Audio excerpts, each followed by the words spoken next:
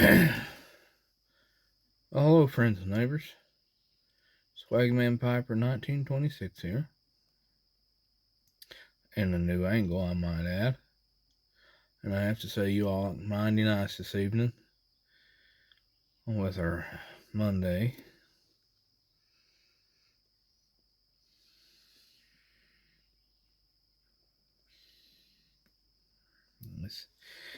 This is a new to me pipe.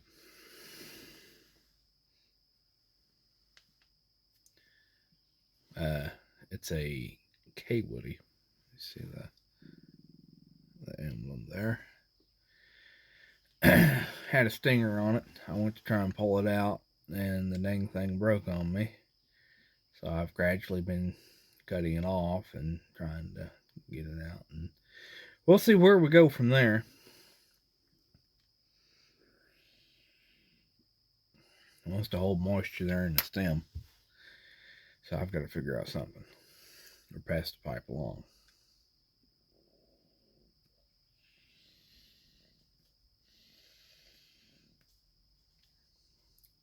First time smoking some drought strain from Paladin.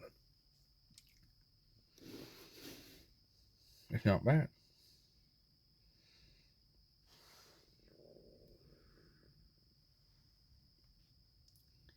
May have to share a little bit of it with a buddy of mine.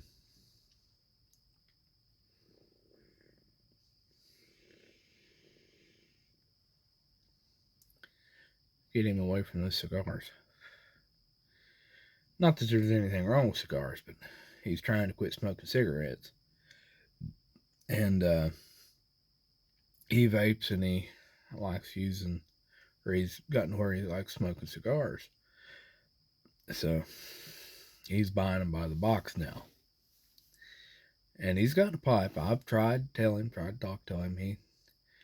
He bought himself a nice little Peterson pipe, I think it was. 303 maybe.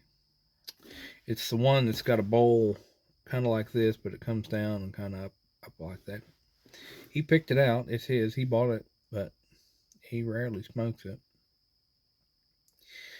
But you know, you can take a horse to water, but you can't make him drink.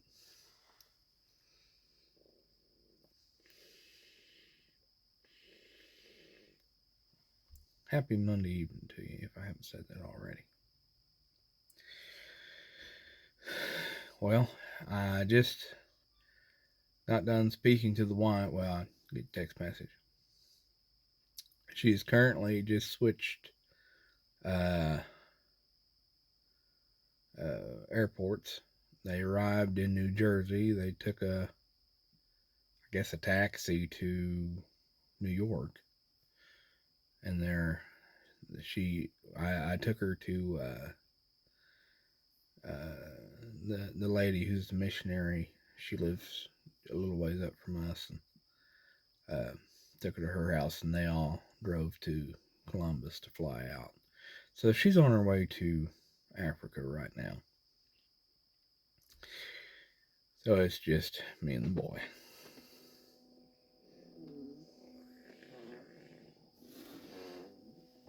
Should make for a fun time for about 3 weeks. So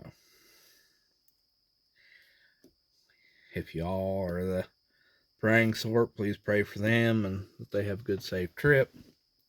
Get there safely, be there safely, because she's in country for 2 weeks. And then a safe trip home, and also throw a prayer out for me and my son that I don't beat him to death when he does something to aggravate me.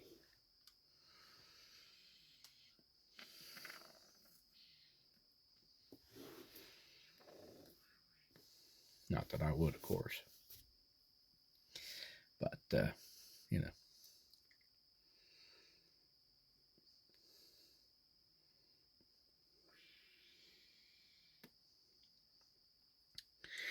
A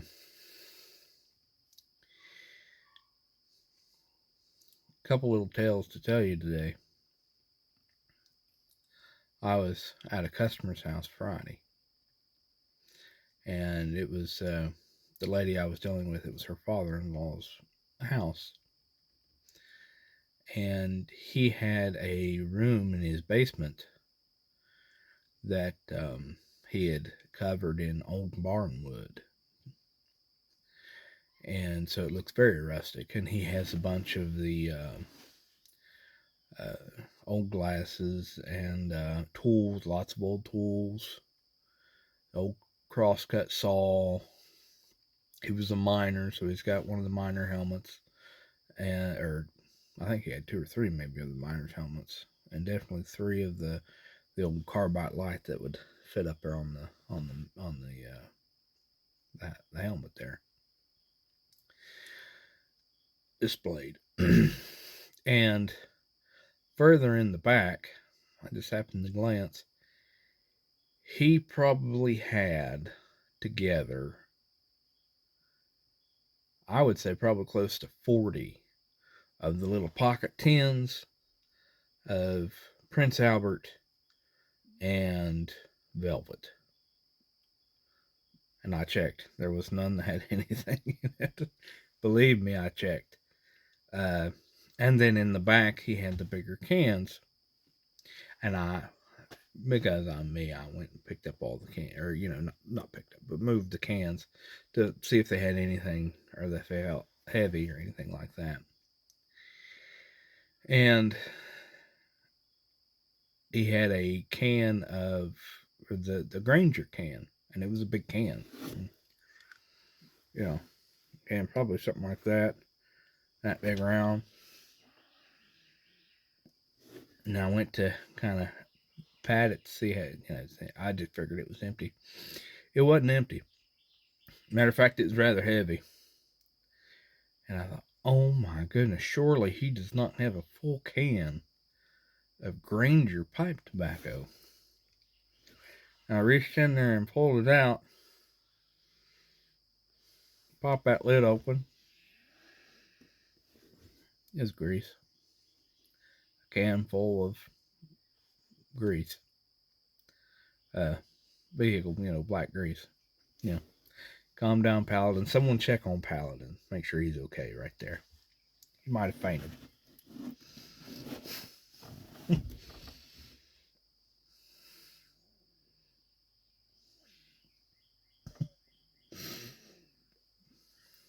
Because I was rather excited to get that lid open and about put my hand in a big old can full of grease, and I hate grease. I hate dealing with it because I have to. Some of the parts that we deal with, you have to grease them, and I hate dealing with it because if I get it on my hands and I've got it on my shirt and then it's on my pants and it may be on my face, you never know. So it's just I'm not a fan of working with it. But I kind of laughed to myself and I put it back and talked to the lady a little more. Yeah, just general conversation. And eventually did the job. But before I left, I told her, I said, if your father-in-law ever wants to get rid of anything in there, or what have you, I said, let me know. I said, there's a few tools in there that I wouldn't mind to have myself, because he even had the old wood planers and everything. He had a few of those that looked in really good shape. But hey, did y'all watch the video from the Curmudgeon Piper today? I just got done watching them or listening to it on the way out to the house. And he said not cool, and he talks about how he's not cool. He's about as cool as hell's door handle. Sir, that means you're hot. And I'm just gonna leave it right there. Matter of fact, let Miss Lee hear that part, Doug, and see what she says.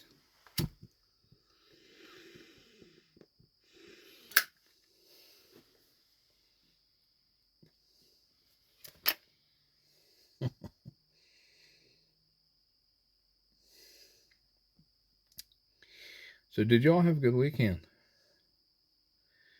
I hope you did. My weekend was very busy.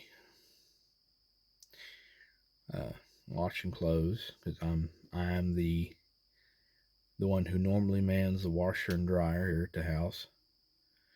It's one of those essentially mindless tasks that I enjoy. And my wife hates folding clothes, so it kind of works out. I'll do the laundry there. I'll take care of it. So that way I know I have clean clothes, or at least clean pants.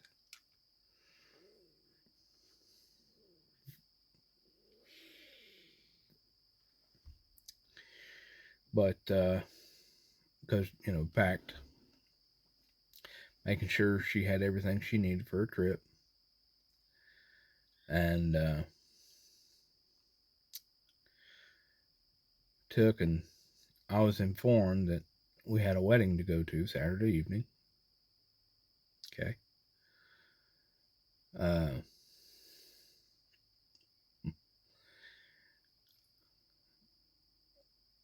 I I was informed that also if I talk too much while we're out, I'm not allowed to go around with her anymore.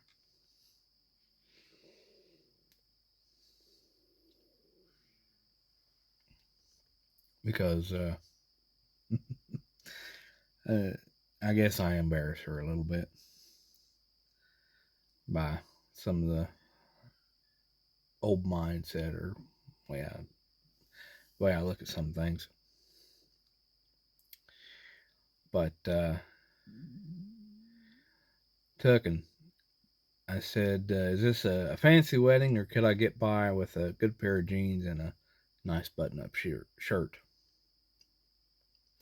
And she said, "Oh, it's a nice fancy wedding." I said, "Okay." So I pulled out a pair of slacks, and I said, "Well, I've got button-up shirts." Said, "Well, you need to go. You need a good polo because I don't own any. I just have button-up shirts. Need a good polo. Okay." Well, we went to Walmart. Walked around Walmart. Now she sent me in Walmart for 3 things. One thing was a birthday cake because Saturday was my mother-in-law's birthday. The other thing was the polo. And the third was clear lip gloss. Now, I'm normally pretty decent. I'll go in there and get whatever is asked of me, whether I use the item or not. And I walked around. I said, well, at first I did ask her, I said, where am I going to find this lip gloss stuff at? She said, well, probably in the makeup aisle. Okay. Well, I walked to the makeup aisle and I walk through one, I'm looking and walk around, looking, and I walk through the first one again and look around again, and I can't find a soul to ask a question to, or an individual who works there. So after so many trips around, I just happened to see there's a teenage, we comfortably call it a teenage girl there, and I said, honey, do you know where the clear lip gloss is? She says it's in that aisle. I said, well, I'm aware it's in that aisle, but I don't know where it is. So she keeps her distance. I probably scared that poor girl to death. But she kept her distance. She checked for me. She looked. She couldn't find it. I said, well, I said, I was like, all right, we'll go pick out a shirt. So I go pick me out a nice shirt. I go pick out the cake for the mother-in-law. Thank God I found a lady that is a mother of one of the students that goes to school with Russell that knows who I am. And I said, listen, are you super busy walking around through here? Or, I mean, are you on a time limit? She said, well, no. I said, can you help me? What do you need? I said, I need to find clear lip gloss. And she just cackles. Just loves it. Apparently, it's the best thing she heard all day. So she finishes getting whatever she had planned on getting. And we go, and she looks. She actually goes through both aisles. It's like, well, I don't see it. And we actually walked out and to the the head of the aisle, and it was sitting on the end cap. So I thanked her profusely. I went and got the stuff. Now we went, delivered said cake, wished my mother-in-law happy birthday, and drove to the church. Because my wife is actually playing the piano for the young lady that's getting married. And I walked all through Walmart. Now I'm going to tell y'all something. I'm not a dressy individual. Even for church is normally a good pair of jeans and a button-up shirt. Very rarely do I wear slacks. Very rarely do I wear dress shoes. And the pair of dress shoes I have, I've had them before I got married. They're 10 years old or better. And I say this because I'm of the understanding, and this is if I had my own version of Mrs. Paladin, where she could pop in and say, "I told you so," this is where it would happen. Because I always have the understanding that what I have will just keep until I need to use it again. We pulled up to the church. I let her out at the door so she could run in and get the piano ready and everything. I parked the car. I took 3 steps out of the car, and the sole of my right shoe came off. Completely off. Now, I have a few options. I can go ahead and walk in and just go ahead in, not draw any attention to it, and just go ahead. Or I could go down to one of the stores and go try and pick me out a pair, which I know is going to take longer just driving down there and walking in, let alone trying to pick out a pair of shoes that fit me in a pinch. Or I could find some super glue. Well, I'm in my wife's car, so there's no anything like that in there. So okay. Well, there's a gas station down the road. Surely they've got something. Super glue, JB Weld. I'm thinking, they have to have something there. So I drive down there. I walk in, only half a sole, or half, essentially half a pair of shoes. And they have nothing. But out of the corner of my eye, I see something that I'm hoping to be my saving grace is a white Flex Seal that is supposed to bind, things together. So I get 2 of them. Drive back to the church.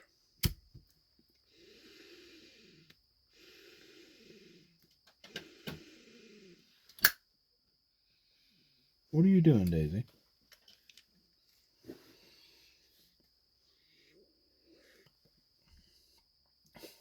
I crack one open. And apply it to the sole of my shoe. And I read the back, because I'm not stupid. It takes 24 to 48 hours to cure. Must be applied and used within 10 minutes. Else it's going to go firm. So I was like, okay. So I'm putting it around the sole of the shoe and put it on there, put it on my foot, trying to press it in, hold it down, stand there for a while. Keep in mind now, I'm under the impression that the wedding has either started or is going to start in just a minute. I go to walk. The shoe comes right out of the sole again. So I put it back on, try and hold it. I'm trying to hold this thing. I'm holding it for all I got. But I'm also watching the time.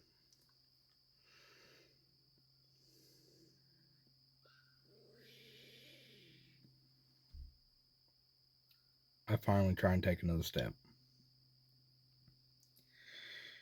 Comes right out again. I finally said, the heck with it. Take the sole, throw it in the car. Wipe all the white stuff off the black, because that would definitely give me away. And I start walking in the church like nothing's the matter.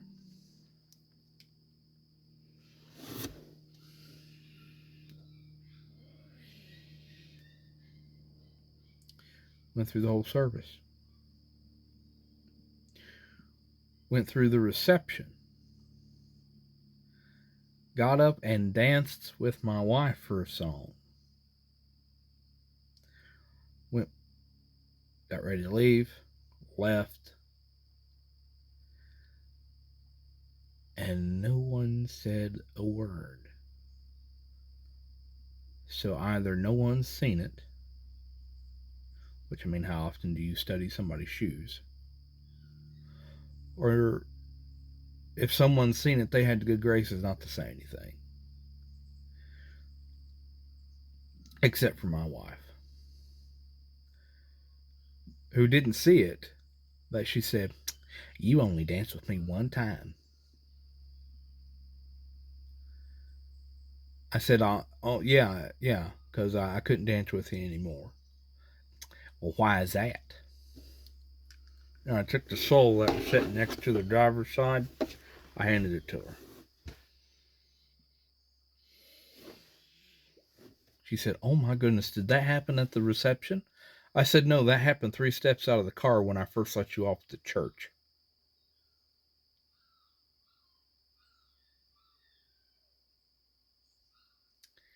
So she didn't say anything else. And I think I'm supposed to go get some new shoes soon. Or maybe she's going to pick me up something. She didn't tell me.